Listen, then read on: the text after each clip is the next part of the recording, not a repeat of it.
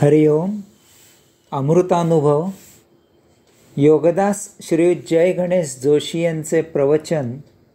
अध्याय 5. सच्चिदानंद पदत्रय विवरण. ओवी क्रमांक 2. कांती काठिण्य कनक, तिन्ही मिळोनी कनक एक. द्राव गोडी पियूख, पियूखची जेवी. अर्थात सोन्यामध्ये तेज, कठीणपणा, सुवर्ण ही तिन्ही असतातच. दुधात पातळपणा, गोडवा, पांढरेपणा ही तिन्ही असतातच. माऊली पहिले उदाहरण देतात. सोन्यात तेज, कठीणपणा आणि सुवर्ण ही असतातच. जर यातील एक जरी तेथे नसेल तर ते सोने नसेल. याचा दुसऱ्या शब्दात अर्थ असा आहे की ही तिन्हीही तेथे एकरूप झालेली असतात. ती इतकी एकरूप झालेली असतात की ती भिन्न करणे किंवा ओळखणे शक्य नसते.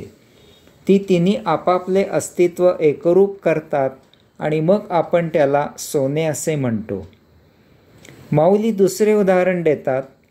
याचप्रमाणे पातळपणा, गोडवा आणि पांढरेपणा ही दुधात असतातच. जर यातील एक जरी तेथे नसेल तर ते दूध नसेल. याचा दुसऱ्या शब्दात अर्थ असा आहे की ही तिन्हीही तेथे एकरूप झालेली असतात. ती इतकी एकरूप झालेली असतात की ती भिन्न करणे किंवा ओळखणे शक्य नसते. ती तिन्ही आपापले अस्तित्व एकरूप करतात आणि मग आपण त्याला दूध असे म्हणतो. ओवी क्रमांक 3. उजाळ द्रुती मार्दव, या तिही तिही उणीव. दे देखिजे सावेव, कापुरी येके. अर्थात कापरामध्ये स्वच्छपणा, सुवास, मऊपणा ही तिन्ही असतातच. तसेच या उलट मलिनता, दुर्गंधी, कठीणपणा ही त्यात नाहीत. माऊली तिसरे उदाहरण देतात. स्वच्छपणा, सुवास, मऊपणा ही कापरात असतात. जर यातील एक जरी तेथे नसेल तर तो कापूर नसेल. याचा दुसऱ्या शब्दात अर्थ असा आहे की ही तिन्हीही तेथे एकरूप झालेली असतात. ती इतकी एकरूप झालेली असतात की ती भिन्न करणे किंवा ओळखणे शक्य नसते. ती तिन्ही आपापले अस्तित्व एकरूप करतात आणि मग आपण त्याला कापूर असे म्हणतो. तसेच याविरुद्ध मलिनता, दुर्गंधी आणि कठीणपणा ही कापरात नसतात. ती जर त्यात असतील तर तो कापूर नसेल. ओवी क्रमांक 4. अंगे कीर उजाळ, के उजळताची मवाळ. की दोन्ही ना परिमळ, मात्र जे. अर्थात कापरात निश्चितच स्वच्छपणा, शुभ्रता आहे. कापूर मऊ आहे. तथापि तेथे स्वच्छपणा, शुभ्रता यापेक्षा त्याचा सुगंधच जास्त उठून येतो. माऊली चौथे उदाहरण देतात. कापरामध्ये जरी स्वच्छपणा, शुभ्रता आणि मऊपणा असला तरी यापेक्षा त्याचा सुगंधच जास्त उठून येतो. याचा अर्थ कापराचा स्वच्छपणा, शुभ्रता आणि मऊपणा ही त्या सुगंधात विलीन होतात आणि आपण कापूर त्याच्या सुगंधानेच जास्त ओळखतो. ओवी क्रमांक 5. ऐसे ये कापूरपणी, तिन्ही इये तिही उणी. इयापरी आटणी, सत्तादिकांची.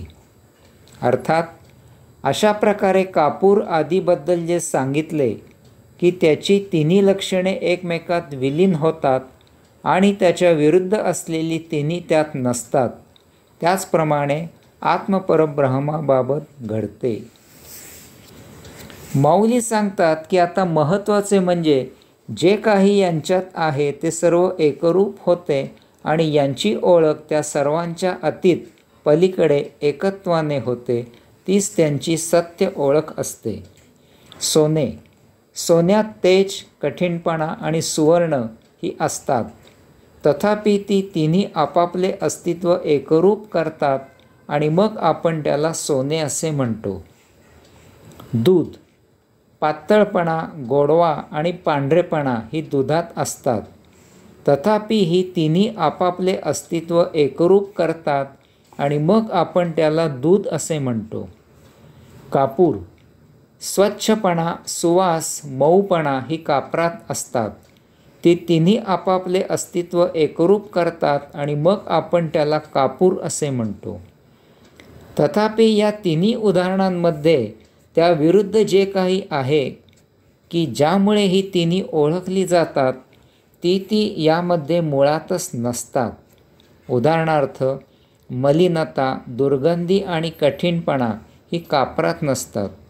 ती जर त्यात असतील तर तो कापूर नसेल. अशा प्रकारे जे यांच्यात आहे त्याप्रमाणे ती ओळखली जातात. माऊली सांगतात की तसेच आत्मपरब्रह्माबाबत आहे. सत, चित आणि कैवल्य एकरूप होतात आणि मग तेथे फक्त कैवल्यानंद ही अवस्था असते. तीच मूलभूत ब्राह्मी स्थिती आहे. तेथे याविरुद्ध असत, अशाश्वत, सुखदुःख ही आपल्या भावभावनांमुळे भासमान होतात. ती त्यात मूलतः नसतात. आपल्याला समजायला हवे म्हणून त्याला अवस्था किंवा स्थिती असे म्हणायचे. वास्तवात त्याला कैवल्यानंद इतकेच म्हटले पाहिजे. त्याला कसलीही उपाधी किंवा क्रियापद लावायची गरज नाही. ते त्याला गौणत्व आणते. आपल्याला अध्यात्मयोग साधने योगे ही स्थिती प्राप्त करायची आहे. या स्थितीत येथील सृष्टीलीला अनुभवायची आहे. हरिओम.